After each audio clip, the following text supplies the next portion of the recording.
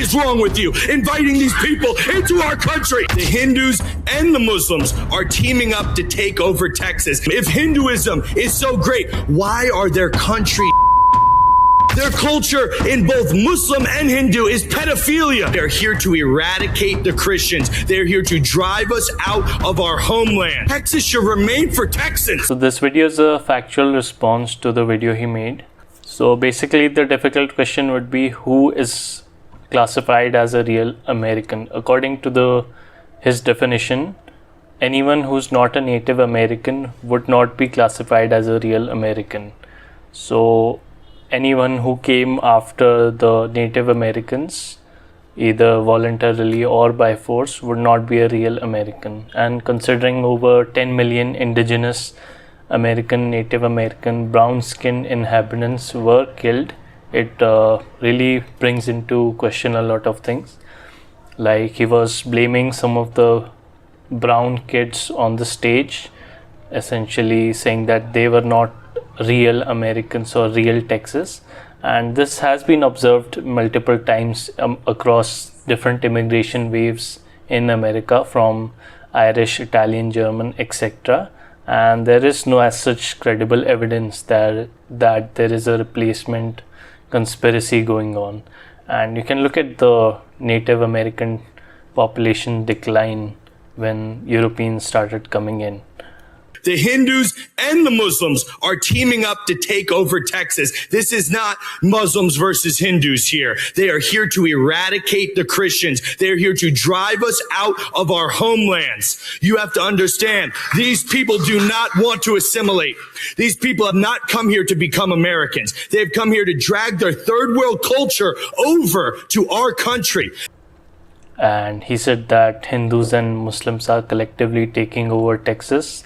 If you look at the graph over here, the population of Texas, 67% are still Christians, 6% are non-Christians, and 26% are non-religious.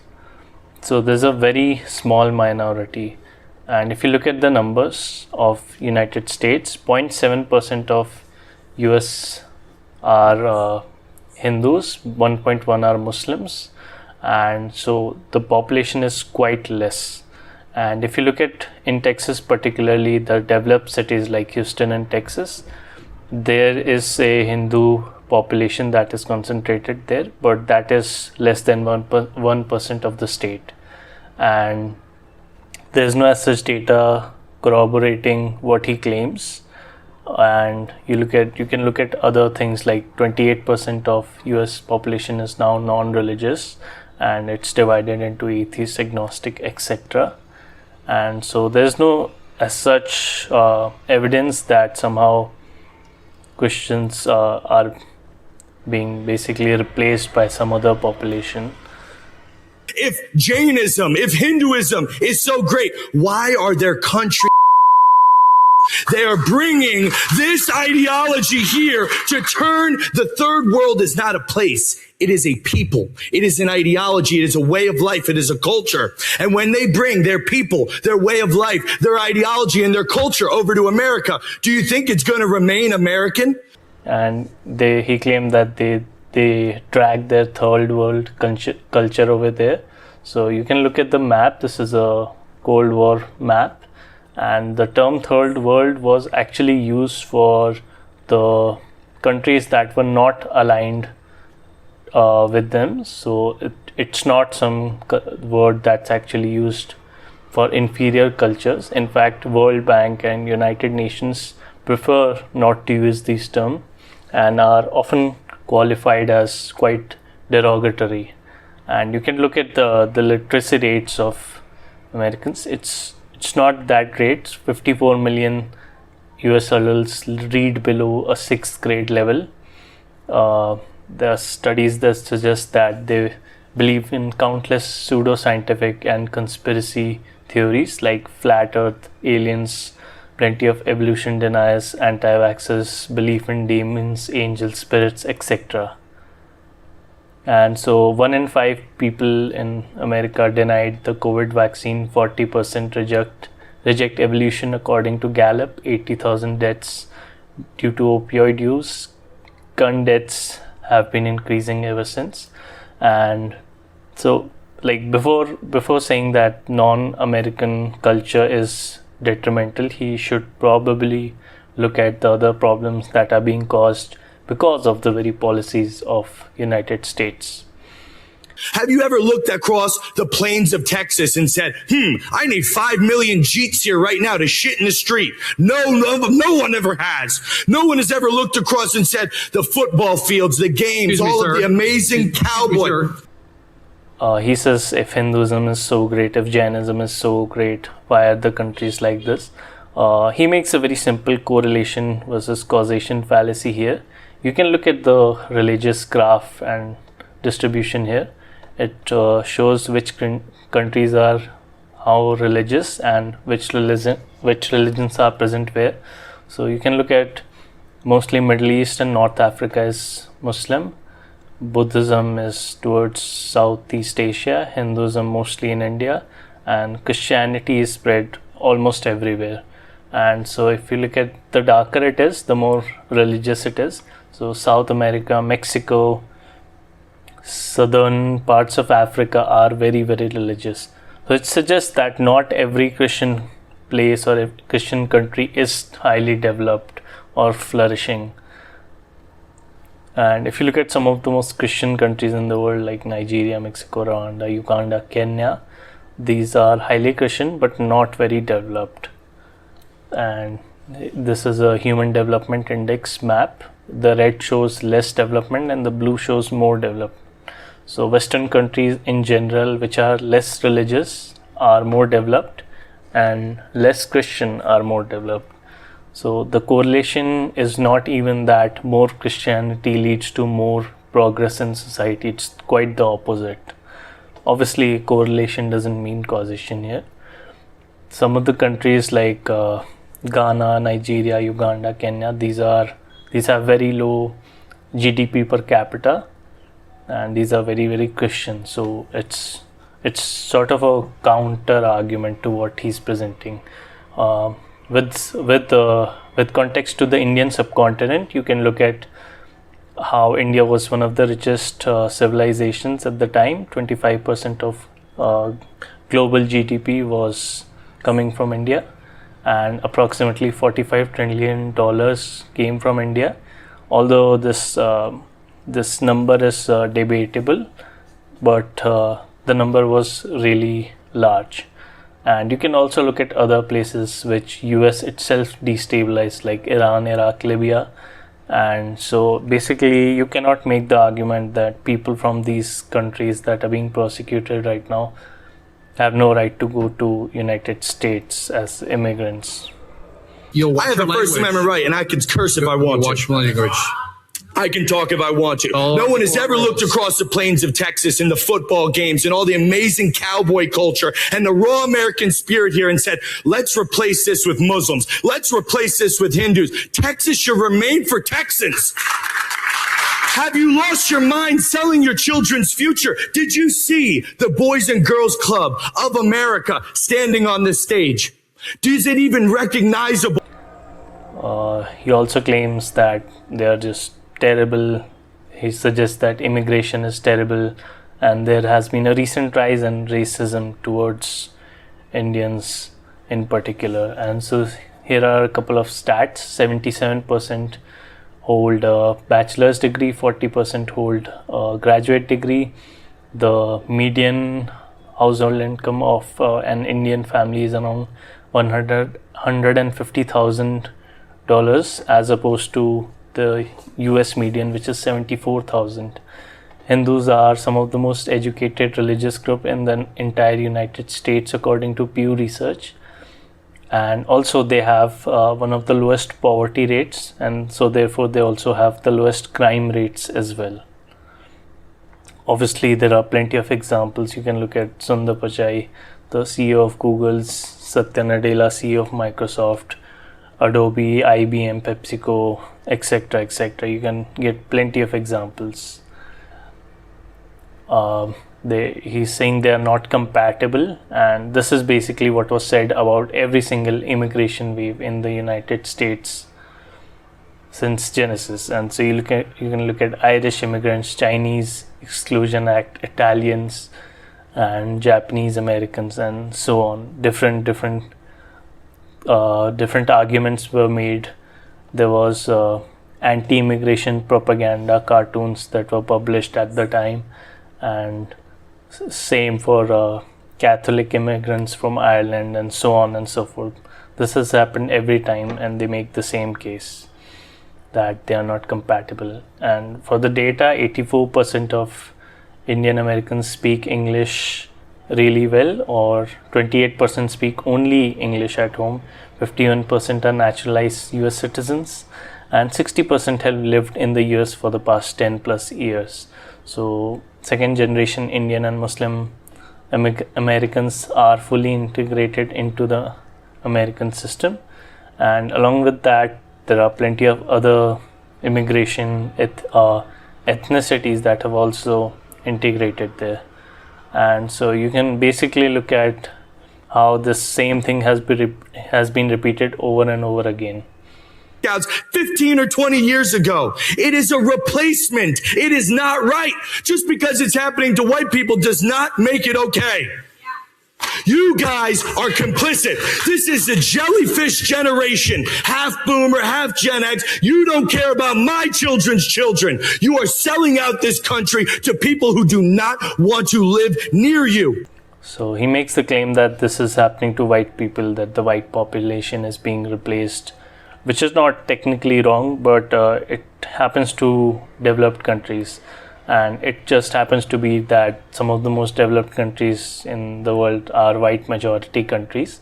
And so you look at Western Europe, 1.5 is the fertility rate, which means births per woman is around 1.5 children, 1.66 in US, and 2.1 is the sort of replacement rate. It needs to be above that in order to not be replaced by the immigrating population.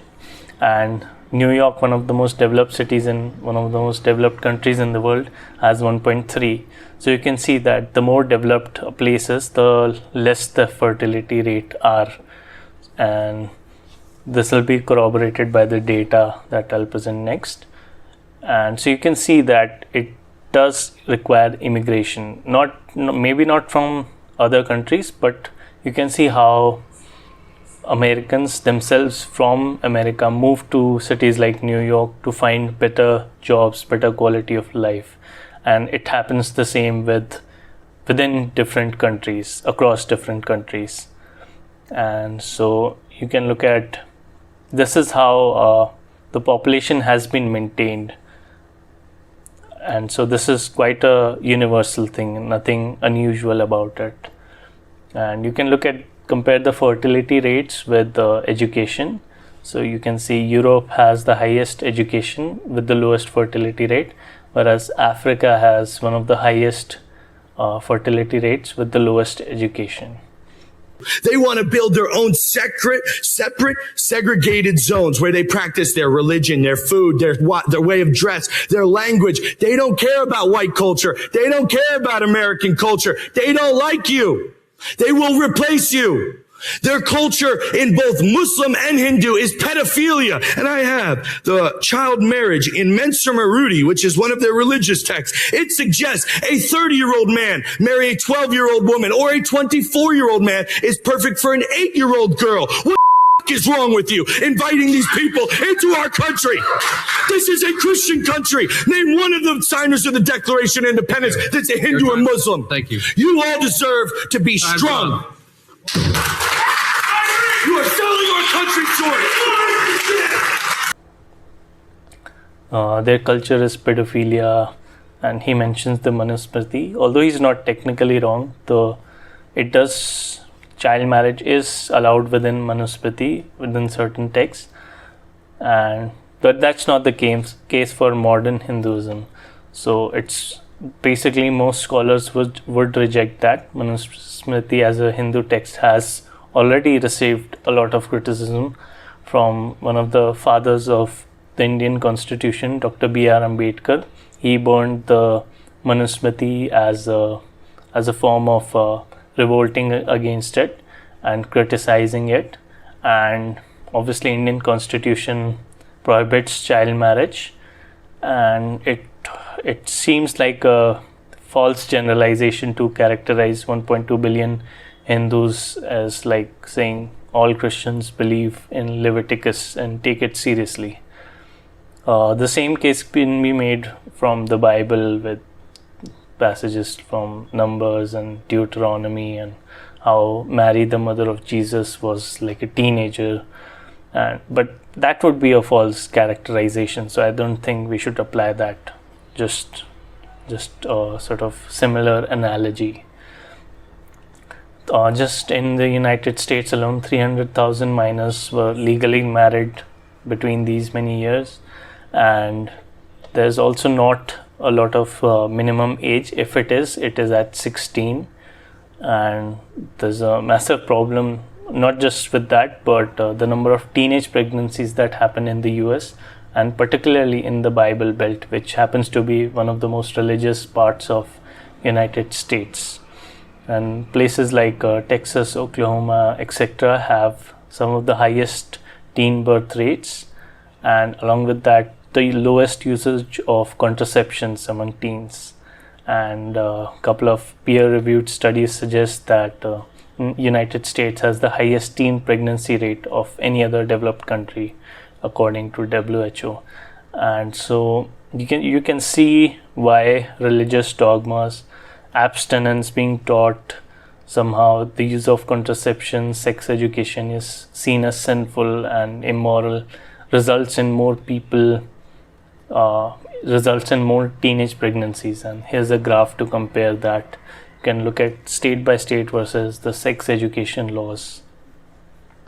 He claims that this is a Christian country, name one Hindu or Muslim founder. So granted, there were no Hindus or Muslims at the time in the US, but you can look at the constitution, you can see what the founding fathers actually thought. This is the first amendment, which is that Congress shall make no laws respecting an establishment of religion or prohibiting the free exercise thereof. Basically, freedom of religion and freedom from religion. The US is a secular country. By its very foundation, the word religion appears only twice in the entire constitution, and the founding fathers made sure there's a separation of church and state. And they basically, the reason they did it was because they had seen pilgrims fleeing from England from the persecution. You had the 30 Years' War, countless millions died. Thomas Jefferson, James Madison, countless other people, thinkers, realized that they should not make it a Christian country. There should be a separation of church and state. And you can look at Thomas Jefferson. He basically rejected some of the core beliefs of Christianity, such as virgin birth, Trinity, the resurrection, miracles. He basically cut them out and created his own Bible, and which is stored in like Smithsonian Institute today. Benjamin Franklin was not a Christian, he was a deist, and he didn't think God would intervene. And James Madison, and along with key founding fathers, rejected some of the core beliefs of Christianity. So you cannot claim that United States is a Christian country. And if you look at the Declaration of Independence, you will find the word God mentioned it, but not the Christian God, not Trinity, not Jesus, not Bible, not any of the Christian words being used. And one of the most famous passages here was, "We hold these truths to be self-evident, that all men are created equal, that they are endowed by the Creator with certain unalienable rights." Now, although the word God and Creator is mentioned, it is more of a natural God in terms of God of Spinoza, where John Adams specifically mentions this, and others often have talked about this. So it does not specifically mention Christianity. This is just Christian nationalism trope that is being pushed forward, but it is simply factually incorrect. Thank you.